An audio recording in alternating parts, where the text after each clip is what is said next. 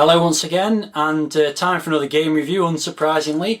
And we're going to look at a Mastertronic Plus release this time, and this is a sequel to a game that was never released on the Commodore 64. It was released on the Amiga and Atari ST by Mastertronic. For some reason the original game never got ported to the C64, but the sequel did. So the game is called Sidewinder II, and we'll have a look at it now. Front cover, usual sort of stuff really for a space shoot 'em up. It's a spaceship shooting some stuff. Nice logo there, Sidewinder II. And as I mentioned, this is a Mastertronic Plus release. $2.99, as it says on the spine there. And on the back we've got some screenshots which look, well, number one very similar, and number two a little bit boring.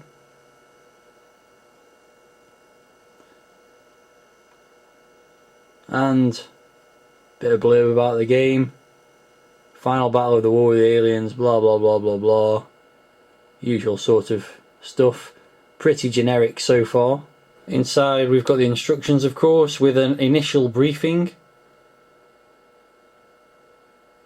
Again, normal sort of fight the aliens kind of plot line there. And you've got to access the alien battle station. There's a weak point. I wonder if it's an exhaust port. And you can collect extra weapons. Again, nothing unsurprising so far. And then inside we've got the loading instructions and controls, and lots of foreign language stuff, and a bit of dirt. There's a loading screen, and it's pretty much a replication of the front cover. It's got the spaceship flying into some kind of wibbly vortex thing. As you can see there on the bottom left hand side, this was done by PAL Developments, who did quite a lot of Mastertronic releases in the latter era, the late 80s and so on. And I don't know who Rico is, but he seems to have done the title screen. Not much more to say there.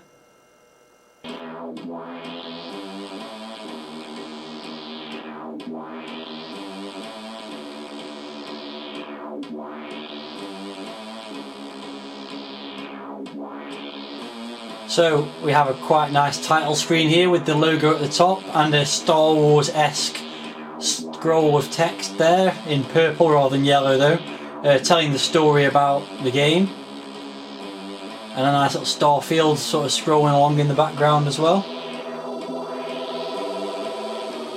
Some pretty cool music to go with it as well, quite intense, intimidating stuff.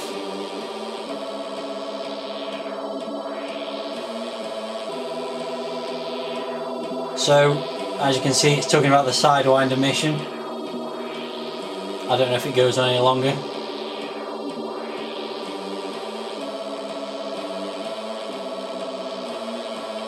Oh, there you go, you've got... Oh, the music's getting really upbeat now. So you've got the designer Glenn Williams, the program by Race Lynn, the music by Jack Master, who we have seen do music on a couple of other games, and sound effects by Joff, and artwork by John Stevenson and Rico and Joff. Any more? No. Okay, so let's get on with the game. And we get a little level 1 pop up there. Nice little sprite of the spaceship with a little fire trail coming out the back of it. And basically what we've got here is a pretty by the numbers vertical scrolling shooter. Lots of things to shoot on the sides of the big thing that you're going into. Let's call it the Death Star. That's basically what it's called, what it's based on. So there's not actually a lot of spaceships to shoot, but lots of things, gun emplacements on the sides of the trench. Shall we call it a trench? We may as well. You do get power-ups. That's a double shot power-up, which doesn't make a lot of difference. As you can see, there's lots of things there trying to block your way as well. And some spaceships at last. You do get an energy bar rather than just straightforward life, so you can take a few hits before dying. Energy bars up on the right hand side there. Scoring's a bit mean. You tend to get about like between 10 and 50 points per thing shot, which isn't very rewarding for all this hard work. A couple of things I want to note about the scrolling which are quite interesting. The first thing is if you push all the way back to the back of the screen, it actually stops the scrolling. I don't know if that was by design or just because it was not very good design. So that does actually help in certain places where you need to shoot stuff in front of you and you haven't got enough time when the scrolling. Ooh, there goes a live. When you respawn, you do flash red, which is giving you temporary energy boost, or preventing it go down would be more accurate actually. And there is something else with the scrolling which I'll try and show when I get the chance. Oh, I've got some kind of little probe there as well. I've not got one of those before. A bit like the Force, or an option in Gradius, perhaps, would be more accurate. Okay, and now we've got a triple shot. Oh, I've lost the little probe thing now. So you can see plenty of power-ups, as befits a good late 80s, early 90s shoot 'em up. What we're trying to show with the scrolling is that if you go right to the top of the screen, it actually scrolls faster, but I'm not sure whether I'm going to get a chance to demonstrate that very well. Here we go. So there you go. If you go right to the top of the screen, you can scroll faster, which is also quite useful. And this thing here restores your energy. Again, here's one of them places where if you just stop at the bottom of the screen, you actually get a more chance to hit stuff, and that's restored my energy there by sitting in that little energy field thing. And again, stopping the scrolling there is quite useful on that as well. So we've just got the last little bit of the level to get through, which is going to be rather tricky because I haven't got any three-way fire, and as you can see from this, there's basically no way to get through there without being able to fire in a diagonal way, so I'm probably not going to make it, and indeed that is game over. So first go through the game shows that rather like the classic Gradius, if you lose all your weapons halfway through the level, you're basically screwed.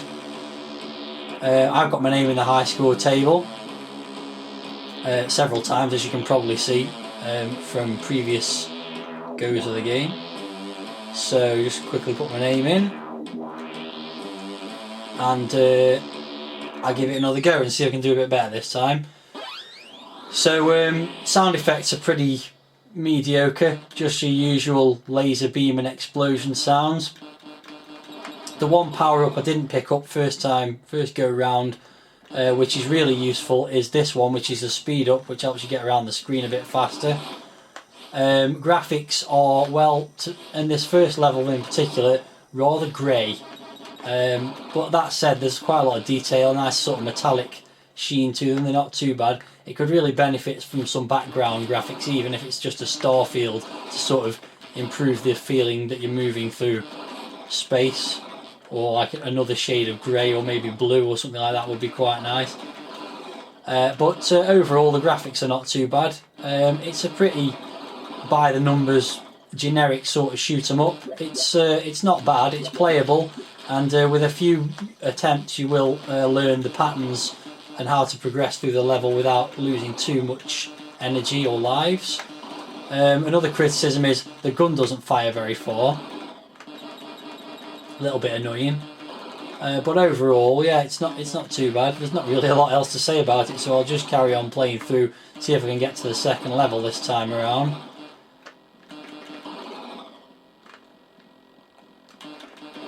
It would benefit from some in-game music, I think, and a bit more variety in the enemies. But otherwise, it's playable. Is it worth $2.99? I think if it was $1.99, I'd definitely say, oh dear, that's not good news at that point. I'd definitely say it'd be worth $1.99. $2.99, I'm not really sure, because oh, that's a disaster. This is actually an even worse go than the last one now.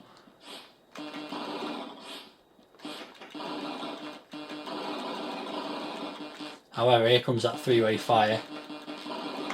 If I can manage to get to the end of the level this time.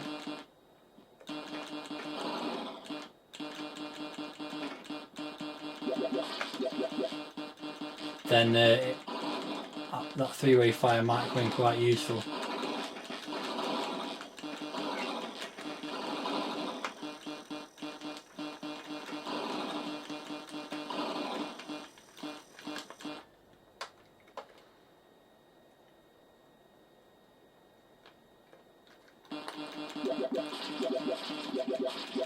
I said before, I'm not really sure whether this was intended in the design or not. It seems unlikely that you're rocketing through space and suddenly are able to stop the forward momentum of your ship.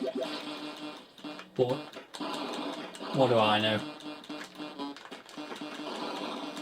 And the good news is I've got through that level and on to level 2. Don't suspect I'm going to last too long on level 2 because I've not got much health left.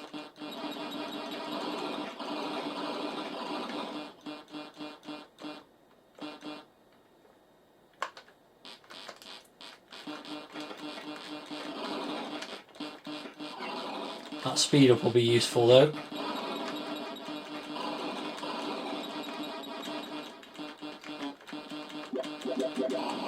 Ooh, killed one of the big guys there as well. As you can see, this level is very green, whereas the first was very grey. This one is very green. Otherwise, pretty much the same stuff as last time. Lots of shooting here, and that is game over. And frankly, I don't think there's any more need to play through the game again. You get the idea. It's a scrolling shoot 'em up. Not too bad, not great, not especially memorable, and probably back in the day just about worth $2.99, but would have been better priced at $1.99, I think. So I couldn't resist another go, and here I am back on level 2, but with all 3 lives intact. So let's see if I can make a bit better progress this time around. Ooh, that's close.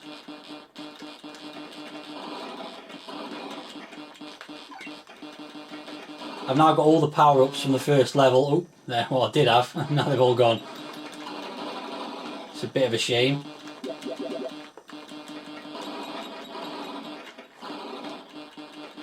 But hopefully I might be able to make a bit more progress. Although I suspect losing that life early in the first level wasn't the best possible outcome.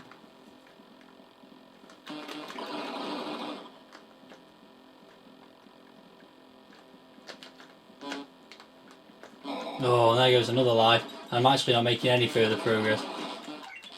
Oh, that's an interesting power up there. Look at that. It's 8-way directional fire. Not too bad.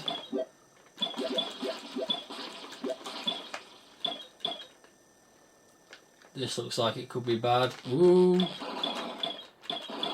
Doesn't seem to be any way to get extra lives in the game, which suggests that a run through to the end of it could be rather hard work.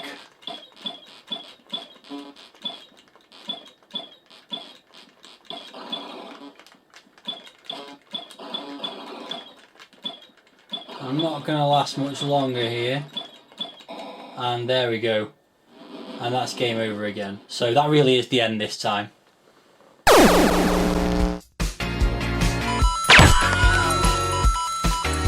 you only knew the power of the dark side. 2, 1, 0.